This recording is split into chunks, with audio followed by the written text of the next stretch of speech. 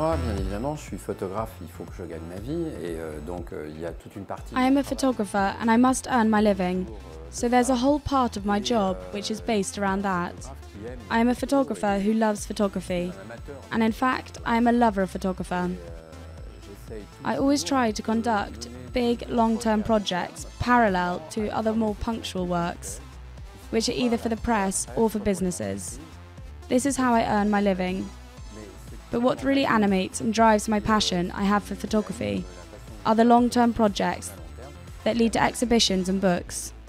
I am part of a generation fascinated by photographers who practiced in black and white. And for me, black and white is more natural.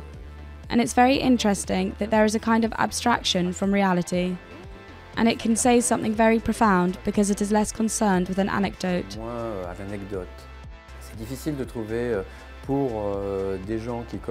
It is difficult for people like me who are interested in doing reports to work in media. That is also why I find that to do a big project that brings a book or an exhibition can affect a public certainly much more easily than a subject for the press. There is much less work now for press photographers.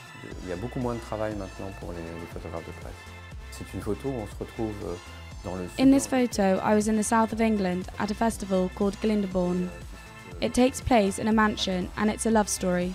The lord of the manor had built a theatre for his wife, who was a singer. And what you can see in the picture is an instant when the singer came after the show, behind the scenes and in backstage. There is a door that overlooks the garden, and I was taking pictures of the choir who were in the garden.